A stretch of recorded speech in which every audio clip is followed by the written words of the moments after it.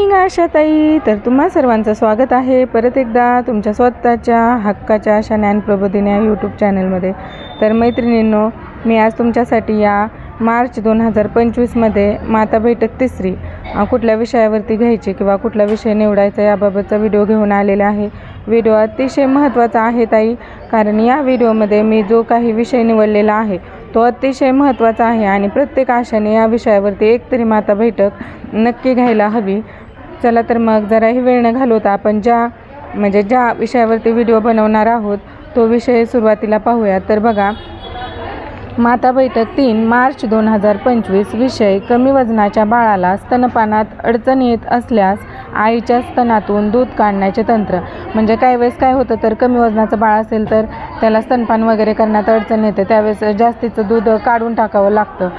तर हे दूध आईच्या स्तनातून कशा प्रकारे काढावं किंवा कमी वजनाचं बाळ असेल तर ते दूध काढून त्याला ते कशा प्रकारे पाजावं, हा विषय अतिशय महत्त्वाचा आशांच्या दृष्टीने आहे। म्हणून ह्याचं तंत्र या माता बैठकीमध्ये आपण उपस्थित मातांना शिकवणार आहोत। तर बघा, वरील विषयास अनुसरून उपस्थित गरोदर, स्तनदा व इतर महिला यांची उपकेंद्र वीट या ठिकाणी बैठक घेण्यात आली व त्यांना खालीलप्रमाणे माहिती देण्यात आली। बहुतेक प्रसूतीनंतर सुरुवातीच्या दिवसात स्तनात दूध जास्त तयार होते। याचे कारण नवजात बाळाच्या भुकेच्या तुलनेत आईच्या स्तनात दूध बनण्याची प्रक्रिया वेगात सुरू असते। तसेच आई कमी वजनाच्या बाळात दूध ओढण्याची क्षमता कमी असू शकते, त्यामुळे स्तनांमध्ये दूध जमा राहून तेथे दुधाच्या गाठी तयार होऊ शकतात। अशा वेळेस आईला स्तनातून दूध काढण्याचे तंत्र माहीत असणे गरजेचे आहे। हे कौशल्य खालीलप्रमाणे आहे। तर बघा, हे कौशल्य कशा प्रकारचं आहे, तर सुरुवातीला बघा, हे कौशल्य काय आहे, तर दूध काढण्याच्या तंत्रामध्ये सुरुवातीला आईचं मन शांत आणि प्रसन्न करावे। तर यासाठी काय करायचं आहे, पाठीला मसाज करावा। स्तन घट्ट झालेले असल्यास गरम पाण्याचा शेक किंवा शक्य असल्यास गरम पाण्याने आंघोळ करावी।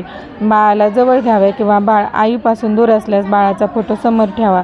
त्यामुळे काय होतं, तर आईचं मन प्रसन्न होऊन दूध फुटण्यास प्रारंभ होतो। तर त्यानंतर बघा, स्तनातून दूध सोडवणे। स्तनाला एका हाताने खालून आधार द्यावा आणि दुसऱ्या हाताची बोटे बरगड्यांमध्ये स्तनमंडलाच्या बाहेर सगळ्या बाजूंनी स्तनाला मसाज करावा।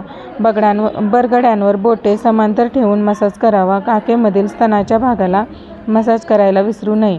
तर याच्या पुढे बघा, दूध पुढे आणणे। प्रत्येक स्तनावर मागून पुढे दाब दिल्यामुळे दूध काळ्या भागापर्यंत यायला मदत होते किंवा दोन्ही हाताच्या कोपराने स्तनावर एकत्र दाब दिल्यास दूध काळ्या भागाखाली येते। आई जर पुढे वाकल्यास गुरुत्वाकर्षणामुळे दूध पुढे आणण्याच्या प्रक्रियेस मदत होईल।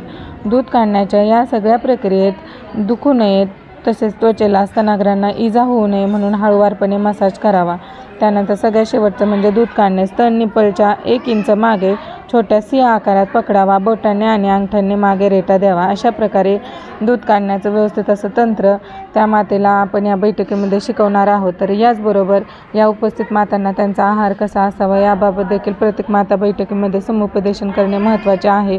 लसीकरणाची देखील माहिती व कुटुंब नियोजनाची देखील माहिती तुम्ही या बैठकीमध्ये त्यांना सांगू शकता, परंतु प्रोसिडिंग आपण थोड्याच प्रमाणात लिहायचं आहे। म्हणून मी तुम्हाला फक्त जो महत्त्वाचा टॉपिक आहे किंवा जो वेगळा टॉपिक आपण घेत आहोत तर त्याबाबतचं प्रोसिडिंग तुम्हाला यामध्ये लिहून दाखवलेलं आहे। व्हिडिओ आवडल्यास व्हिडिओला लाईक, शेअर आणि चॅनलला सबस्क्राईब करायला विसरू नका। धन्यवाद। कमेंट देखील करा की कुठल्या टॉपिकवरती व्हिडिओ वगैरे हवा आहे।